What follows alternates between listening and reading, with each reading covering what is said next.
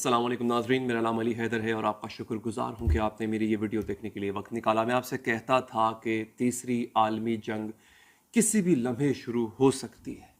ये बयान कोई छोटा बयान नहीं है दोस्तों, ये सिर्फ आपको डराने के लिए या यूट्यूब पर व्यूज़ लेने के लिए बात मैं नहीं कहता था।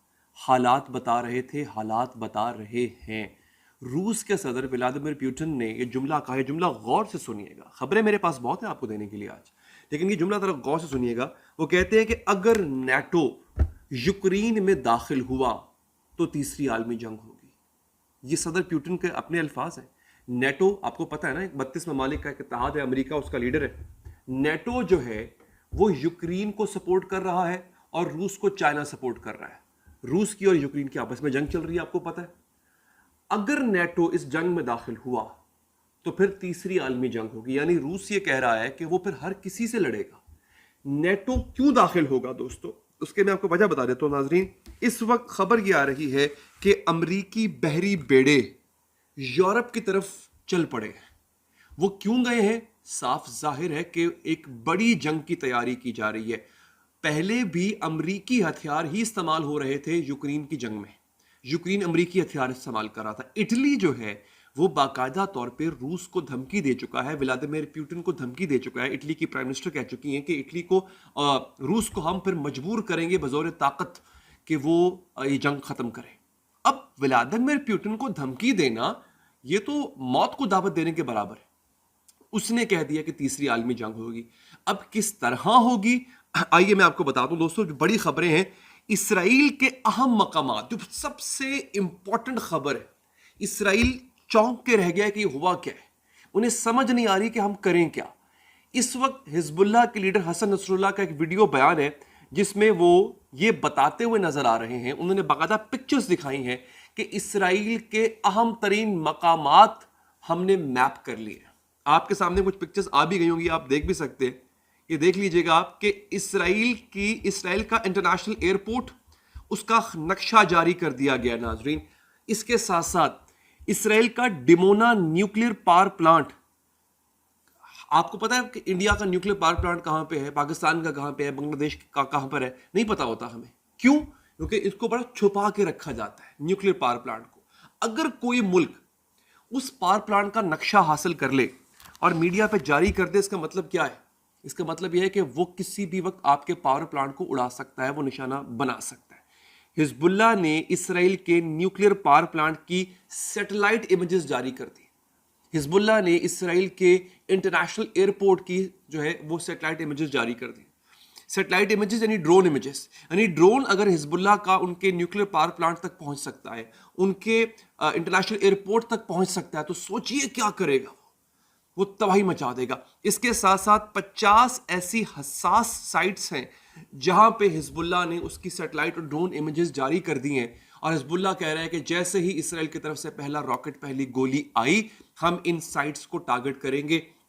और सबसे पहले इसराइल का जो इलेक्ट्रिसिटी का निज़ाम है, उनका जो इलेक्ट्रिक ग्रिड है, नेशनल इलेक्ट्रिक ग्रिड, उसको टारगेट किया जाएगा। मैंने आपको पिछली वीडियो में बताया था कि इसराइल के अपने ऑफिशियल्स ने कहा है कि इसराइल, चूंकि सारा का सारा इसराइल बिजली पे कन्वर्ट हो चुका हुआ है, आईटी पे कन्वर्ट हो चुका हुआ है, तो इसराइल बिजली के बगैर बमुश्किल 72 घंटे निकाल पाएगा, उसके बाद खत्म।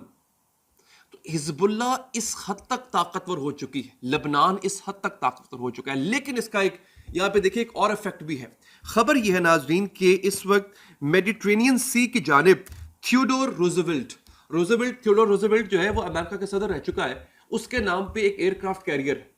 जैसे सदर है एक डी आइजनहावर, तो आइजनहावर के नाम से एक कैरियर है, एयरक्राफ्ट कैरियर है, जो कि यमन की तरफ डिप्लॉय किया गया था। यमन ने मार मार के उस एयरक्राफ्ट कैरियर को लाल कर दिया था। फिर वो सऊदी अरब की पोर्ट पे गया रिपेयर होने के लिए, और वहां से वापस अमेरिका उसको घर बुला लिया गया।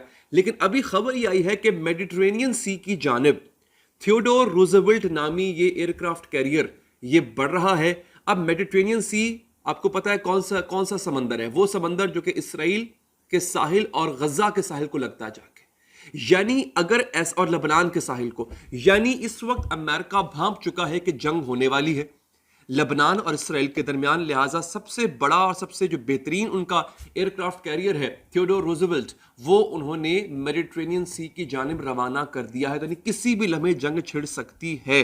अमरीका इस जंग का बाकायदा तौर पर नाज़रीन हिस्सा होगा। लेकिन मैं आपको एक बयान बता दूं, अभी थोड़ी देर पहले मैंने हसन नसरुल्लाह का बयान पढ़ा जो कि हिजबुल्लाह के लीडर हैं। उन्होंने कहा है कि इस जंग, अगर जंग हुई तो याद रखिए इस जंग का कोई उसूल नहीं होगा, हम किसी उसूल को फॉलो नहीं करेंगे, हम मारेंगे और बहुत ज्यादा मारेंगे। ये बहुत बड़ी बड़ी स्टेटमेंट है नाज़रीन।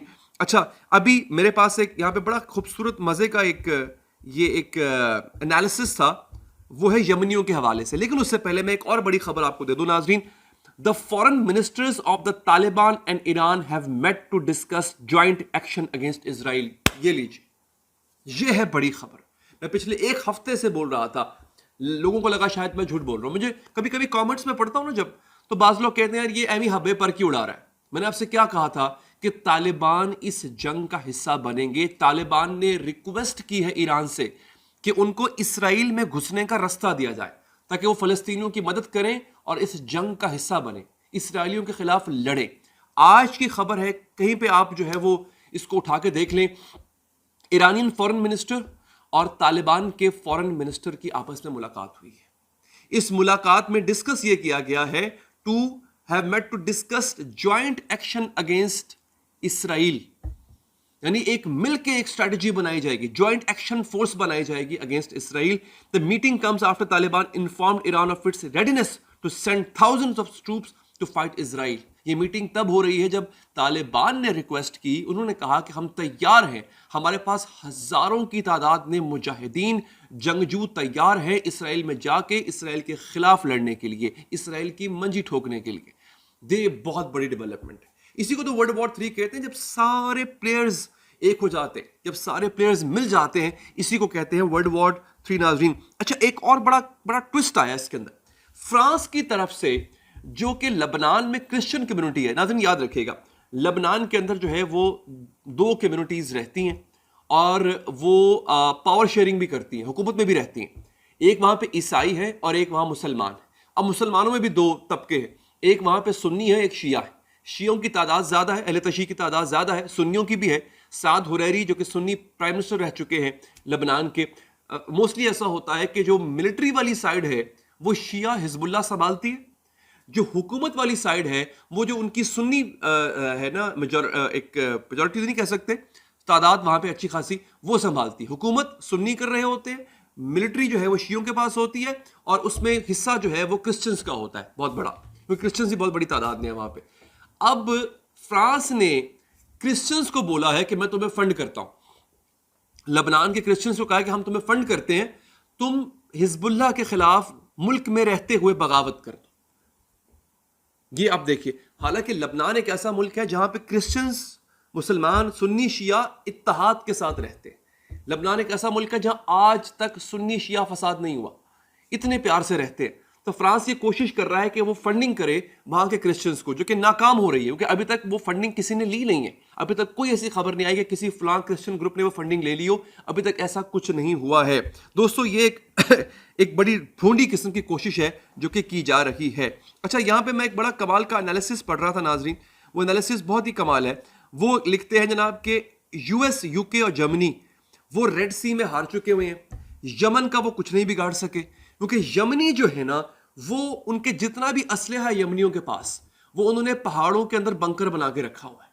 यमनियों का वो कुछ नहीं बिगाड़ सके अभी तक। हौसी जो है, जो उनको यमनी फौज भी कहते हैं, उन्होंने अब तक जो स्ट्रैटेजी अपनाई है, उस स्ट्रैटेजी के मुताबिक आप ये नोट कीजिएगा कि हवाई हमले करके देख लिया अमेरिका ने, कुछ नहीं हुआ यमनियों का। बहरिया पे तो ना ही जाए आप, आइजनहावर नामी जो कमाल का बहरी बेड़ा था उसको घर लौटना पड़ गया, इतना मारा यमनियों ने। तो वो फ्रंट जो है ना, सी ब्लॉकेड वाला फ्रंट, वो यमनियों ने संभाल रखा है। अब जो 2 बड़ी जंगें होंगी वो रूस यूक्रेन, इसमें नेटो भी शामिल हो सकता है, और यहां से लेबनान और इसराइल की जंग होगी। तो ये 2 बड़ी जंगें जो है आइंदा चंद दिनों में किसी भी वक्त छिड़ सकती हैं। इसकी अपडेट आपको नेशनल मीडिया पे नहीं मिलेगी, चाहे पाकिस्तान, इंडिया, बांग्लादेश कहीं से भी देख रहे हो, इसकी अपडेट आपको इंशाल्लाह इस चैनल से मिलेगी। आप इसको सब्सक्राइब कीजिए, वीडियो को लाइक कीजिए, अपना ख्याल रखिए, अल्लाह ने के बाद।